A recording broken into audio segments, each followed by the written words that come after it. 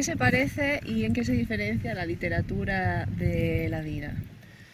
Bueno, es una pregunta muy interesante. Nunca me la habían hecho, dicho sea de paso. Se parecen sobre todo en cómo se pueden emocionar los seres humanos. Los personajes acaban emocionándose dentro de sus propias historias también y se parecen mucho a las personas de carne y hueso. Dentro de la propia literatura siempre tienen la licencia y la posibilidad de hacer los personajes mucho mejor que en principio hubieran sido dentro de la propia vida real. Es decir, por alguna razón que yo no sabría explicar muy bien, los personajes dentro de las propias novelas, incluso que sean malos, acaban siendo no tan malos como en la vida real. ¿Para qué es útil y para qué sirve la escritura y la lectura? Yo diría que es útil especialmente la escritura para navegar la propia personalidad de los individuos. Bueno, hay quien se aventura a decir que es curativa y que probablemente habría muchas menos visitas a los psicólogos y a los psiquiatras si realmente se escribiera con más fruición, sea esto de forma profesional o de forma aficionada. En cuanto a la lectura, ahí sería incluso más generoso con las cualidades que tiene. La lectura realmente lo que hace es facilitarnos la posibilidad de relajarnos a través de historias que han contado otros o que nos sugieren otros y de sumergirnos en nuestras propias historias a través de las historias de otros. Lo que quiero decir concretamente que su mayor utilidad en la lectura, además de ampliar la capacidad mental, es la posibilidad de desarrollar buenas sensaciones en el interior. Tus personajes parece que van muchas veces a contracorriente. ¿Quieres decirnos algo a los lectores con esa pequeña marca de la casa, por así decirlo? Bueno, mira, esta es una pregunta muy interesante, tampoco me la habían hecho nunca. Probablemente sí, ahora que lo mencionas, probablemente sí. Y si tuviera que decir qué es lo que me gustaría trasladar a través de sus personajes, es que todos somos un poco esos personajes fronterizos. Cuando no lo somos, en realidad es porque nos dejamos llevar por otras personas o por otras cosas que nos cuentan, es decir, no somos nosotros mismos. Entonces, normalmente somos, en la propia vida real, esos personajes fronterizos que solo podemos tener emociones digamos, muy potentes en determinados momentos. Francisco, acláranos esto de entrada. El abismo en la frontera es una novela de ficción histórica sobre Chiquena y Alonso Fajardo. ¿Esto es así? ¿Qué parte hay de ficción y qué parte de realidad? Bueno, efectivamente es una novela de ficción histórica, y hay quien se atreve a decir, algún crítico que lo ha comentado, que forma parte de una cierta distopía también. Bueno, podría ser. En realidad es una ficción histórica en la que la mayor parte de los hechos son hechos históricos contrastados a través de archivo y documentación histórica, y luego hay una parte también sustancial que está la imaginación y el albedrío de este autor, que es la que alguien ha dicho que puede ser una cierta distopía. ¿En qué sentido? Así muy brevemente. Pues en traspasar los umbrales del tiempo a través de un anhelo del ser humano de todos los tiempos, que es el de entenderse entre los diferentes y que las religiones no sean una cortapisa para poder vivir conjuntamente unos con otros. Esa posiblemente es una de las partes más distópicas. ¿Aquí es tan importante la historia como los diálogos que mantienen los personajes? Bueno, la historia realmente es la base de todo, pero los diálogos son muy importantes en esta novela, en El abismo en la frontera, porque una de las cualidades de Alonso Fajardo Bravo, el personaje principal, es el dominio que él tenía sobre el lenguaje. A diferencia de otros señores de la guerra de su época, de la Edad Media, de la Alta Edad Media, este en realidad sí que manejaba el lenguaje casi tan bien como la espada, por eso los diálogos sí que son de una cierta importancia. Sí. Hay una ruta histórica literaria que se llama Los Tres Castillos de la Frontera, que está basada en esta novela. ¿Cómo surge la idea? Bueno, la idea surge a través de personas que se habían implicado desde el principio en la difusión de la novela, como son, por ejemplo, pues, el teniente de alcalde de Vélez Blanco, muy próxima a este castillo, también por parte en este caso de la alcaldía de Lorca, y más netamente por la ambición o quizás por la necesidad de trasladar o transmitir este tipo de conocimientos a otras personas de una manera más divertida o más lúdica. Y finalmente, si me lo permites, Kika, pues una ambición muy personal, o una cosa que a mí me gustaría que pasara mucho, que es empezar a recuperar el castillo de Siquena en concreto, algo se cuidara un poquito más y que la zona que está circundante se le pudiera dar una cierta economía de escala que hoy por hoy está muy abandonada. Sí. Vamos a seguir con nuestra ruta.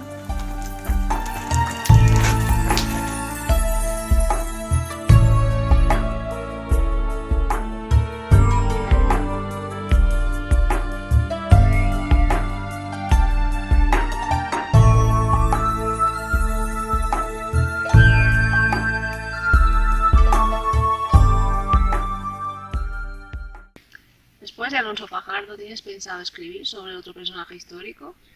Bueno, la verdad es que tengo en mente es hacerlo, sí.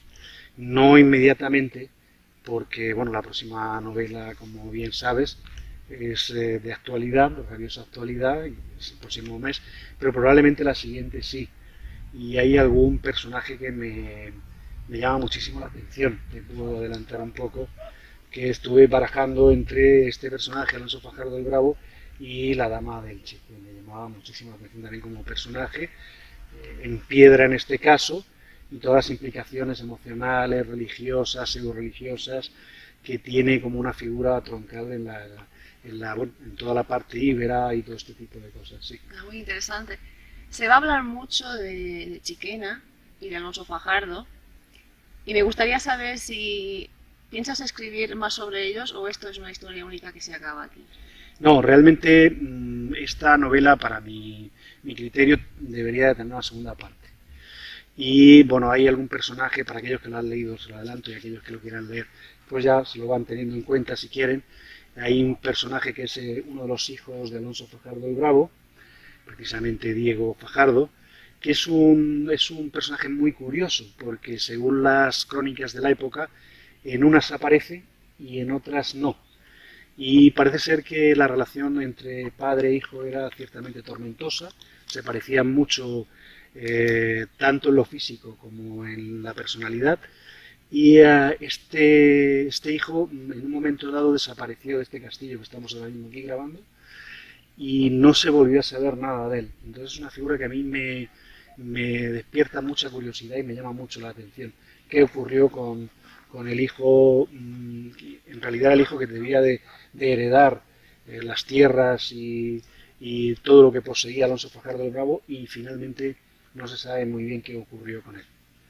Hablemos de la figura de Alonso Fajardo. ¿Crees que personifica el momento histórico-literario de la España del siglo XV? Sí, y un poco no, ¿no? Y me explico. Sí, porque realmente es el caballero medieval por excelencia en esta época, y porque además atesoraba las virtudes del guerrero típico, pero tenía algo que no tenían el resto de sus colegas de la época, que era la capacidad de seducción a través del lenguaje. En esto era un adelantado a nuestra época. Esto lo hemos vuelto a ver a lo largo de la historia, se ha repetido cientos de veces, se repite aún actualmente, y tenemos un ejemplo, salvando la distancia, muy claro, pues por ejemplo con una parte de España actual ahora mismo, ¿no? En la que el relato fáctico que se está estableciendo, y hablo concretamente de Cataluña en este caso, está por encima de los hechos reales, ¿vale? Bueno, pues quiero decir que esto lo entendió perfectamente Alonso Fajardo Bravo en su tiempo, y también lo utilizó muy a su favor, lo que hizo que fuera realmente alguien muy importante en la frontera desde el punto de vista no solo militar sino político. Bueno, decirte que este lugar es fascinante, porque los que no lo conozcan les recomendamos que lo visiten. Sí. Tiene algo especial que atrae y también repele a la vez. Y creo que es muy interesante visitar este lugar y conocer la historia, y gracias a ti también se ha llevado a cabo un poquito, una parte de la investigación de este momento histórico. Sí, es cierto que este lugar reúne unas condiciones especiales. Seguramente se dirá de casi todos los castillos en España, pero este realmente tiene un algo especial. Y no lo digo yo que sería lo menos importante, es por lo hemos comentado alguna vez, a lo largo de muchas presentaciones que se han hecho del abismo en la frontera, yo me he ido encontrando personas que han leído el libro y que no lo han leído, que han participado en las presentaciones, que todas coincidían en algo muy, muy peculiar, y era en sentir vibraciones muy especiales dentro de este recinto que estamos ahora mismo, hasta el punto de que algunas veces, y esto habéis estado vosotros presentes, casualmente nos hemos encontrado con algunas de estas personas que estábamos hablando de ellas y en ese momento han aparecido, no que han aparecido por arte, habían venido hasta aquí, pero nos hemos encontrado aquí dentro del recinto, lo cual, bueno, ¿cuál es la posibilidad real de que eso ocurra en un recinto, en un sitio apartado tal vez de la mano de todos los dioses, en una ocasión que venimos a visitar el castillo, que haya esas dos personas que hayan dicho que aquí hay algo especial dentro del castillo? En fin, sí que creo que hay algo. No obstante, aquí se han derramado cientos, miles de litros de sangre. Este fue un lugar donde la crueldad llegó a un estado absolutamente atroz, de sadismo absoluto. Probablemente uno de los castillos en todo el mundo que haya tenido mayor terror dentro de sus propias murallas es este que estamos ahora mismo aquí. A par de muerte me es escribir a vuestra señoría tan larga y tan enojosa escritura.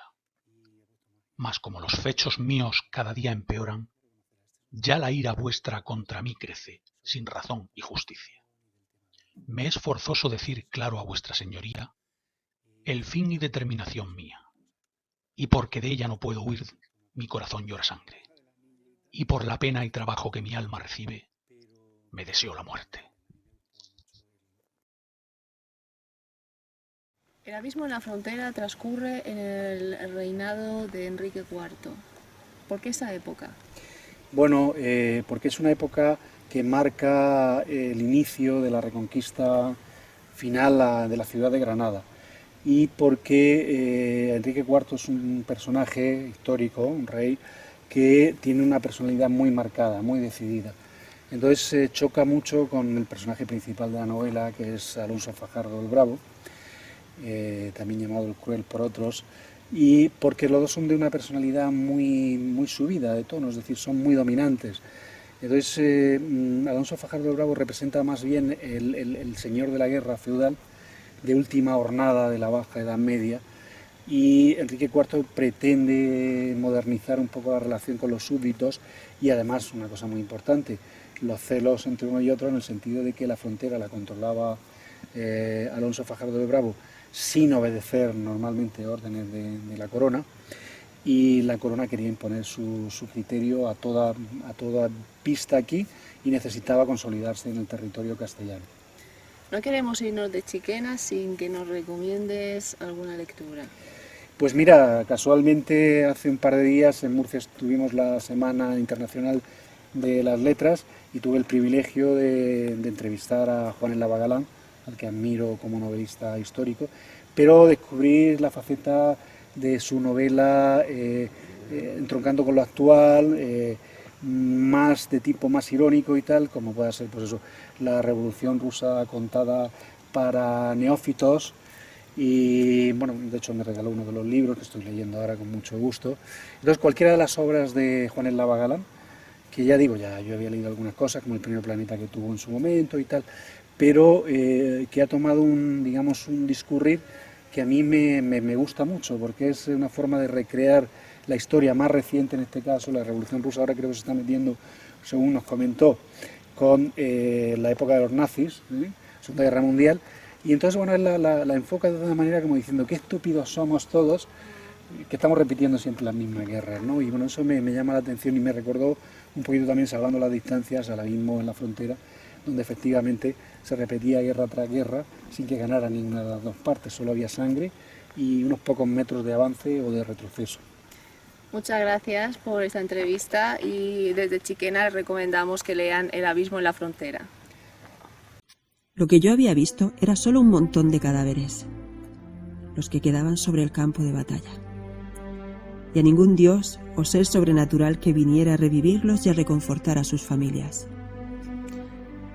Eso, naturalmente, no me había servido para tener confianza en ninguna salvación que no viniera de mi habilidad para que no me mataran. O mejor dicho, para ser yo misma quien finiquitara a mis oponentes. Las guerras se sucedían una tras otra, justificación tras justificación, de los que fomentaban las batallas, escondidos tras los parapetos de todo el ejército que los protegía. No era diferente, en absoluto, en ninguna de las dos partes de la frontera. En eso los enemigos, que parecían irreconciliables, era en lo único en lo que llegaban a estar de acuerdo. Aún así, en el interior de esta torre experimento una nueva emoción, algo que nunca había sentido antes, por dura que hubiera sido la batalla y por cerca que me encontrara de la muerte. El miedo al olvido sin nombre, a la desaparición sin dejar rastro. O, peor aún, que lo que quedara fueran unas figuras amenazantes, elaboradas con su sangre y sus huesos machacados.